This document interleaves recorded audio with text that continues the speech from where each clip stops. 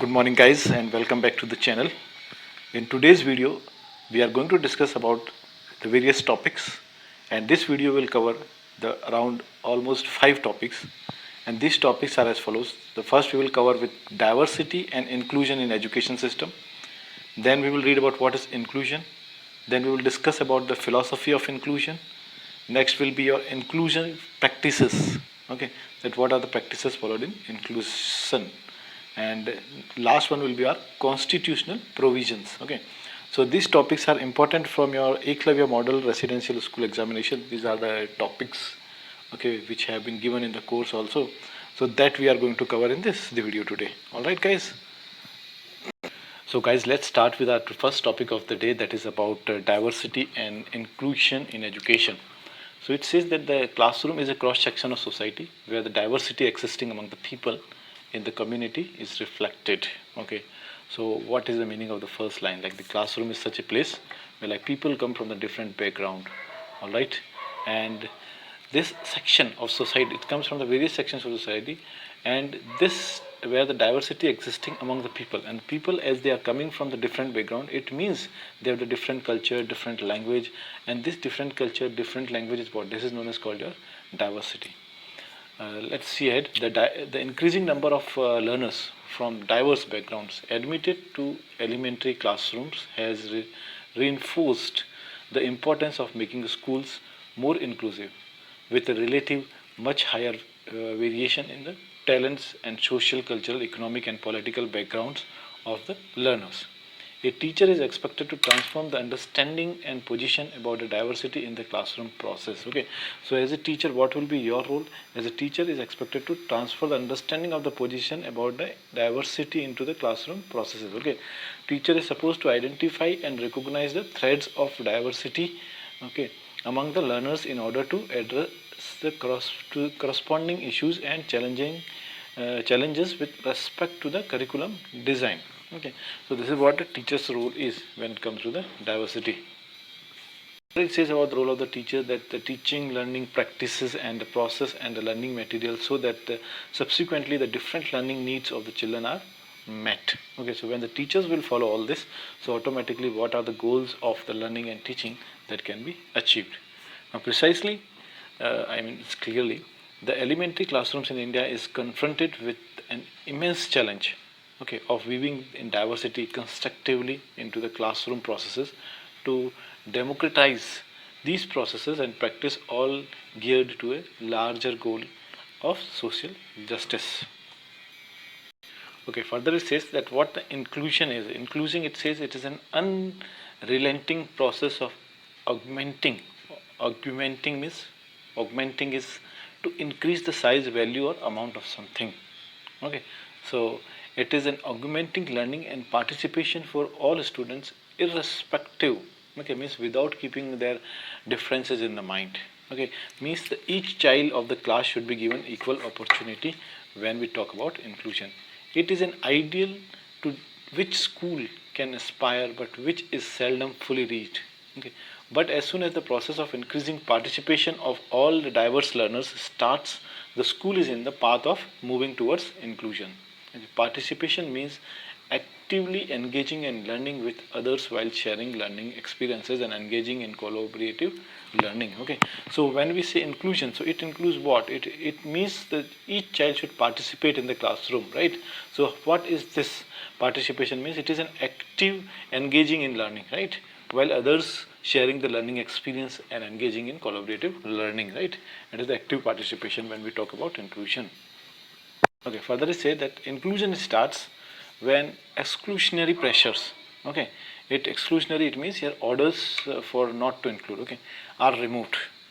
When we remove the exclusionary pressures, we removed, okay, means when we remove the exclusionary pressure, it means everybody is included in that. So the difference between a student is respected, and each one is each one in the class group feels recognized. Means a teacher's duty is to make each child feel accepted in the classroom, okay, and accepted and valued for what he or she is, okay. And we have to accept a child that what he or she is. Like supposingly a child can be coming from a poor background, right, maybe a tribal community or something like that. So a teacher has to accept that child also, and the teacher is accept a child one who is coming from another background, right. So everybody should be accepted, okay. That is what the inclusion is here now. So in the context of diversity, the importance of the agenda of inclusive education, okay, is further reinforced by enactment of the right of children to free and compulsory education, that is known as called your RTE. Okay, RTE Act, Right to Education, that means, okay, which was started in 2009, and the Right of Persons with Disability Act in 2016. Okay, next we have inclusion as a philosophy. But before we go ahead, it is important for us to understand that what this philosophy is. Okay, so philosophy means what? If you look at the dictionary meaning of the philosophy, so it means it's a principle of someone's life. All right, that everybody has certain rules to follow. So the principle of anything is known as called your philosophy. So what are the principles of inclusion here, right?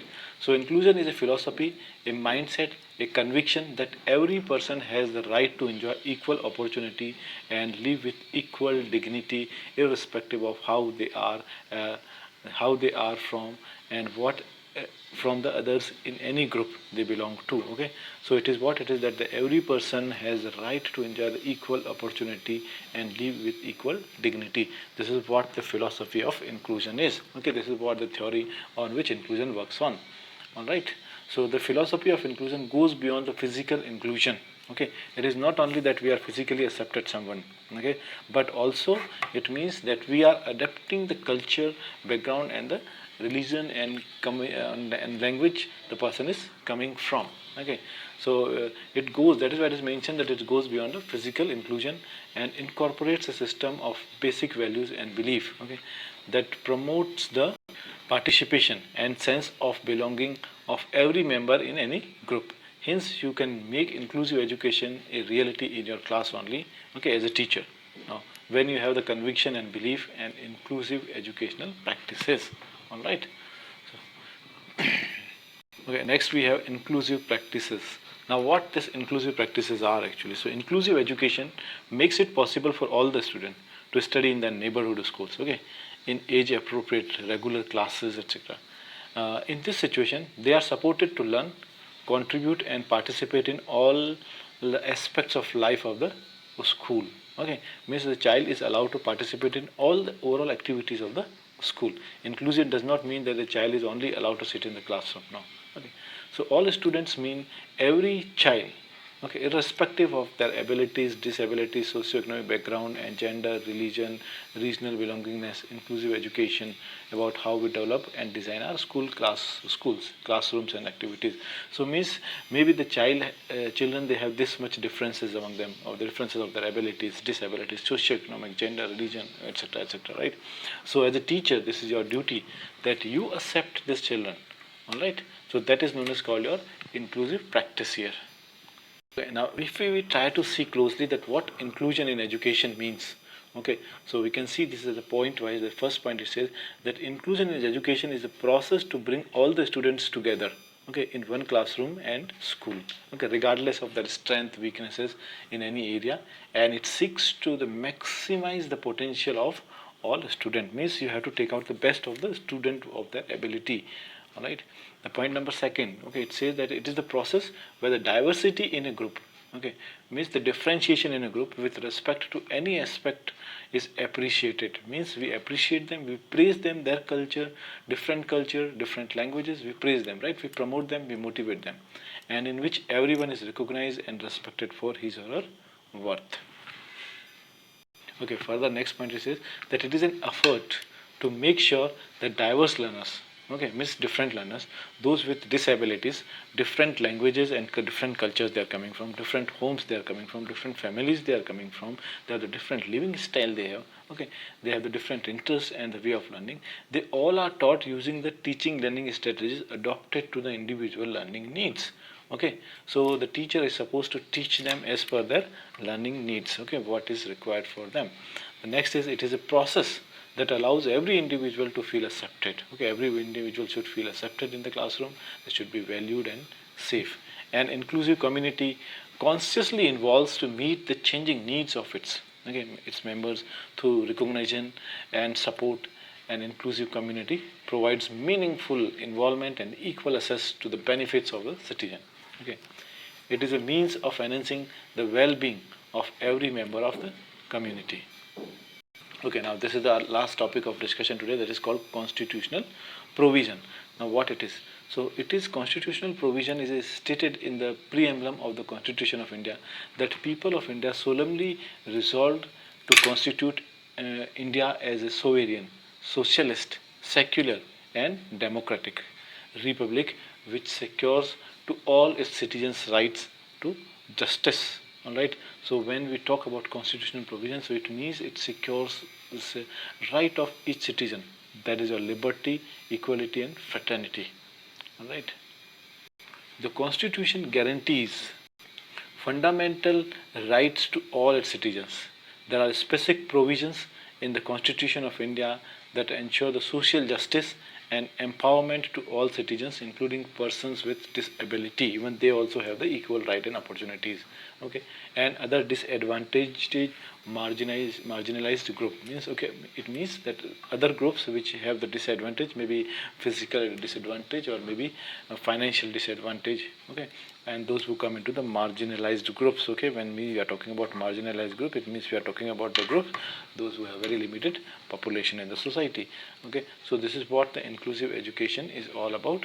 We have discussed today all these topics which are important from your examination point of view. So quickly I would like to revise it, that we have discussed about the diversity and inclusion in education. We have discussed what inclusion is. We have discussed about the philosophy of inclusion. We have discussed about the practices followed by the inclusion, and we have discussed about the constitutional provisions. All right guys, so thank you very much and have a nice day.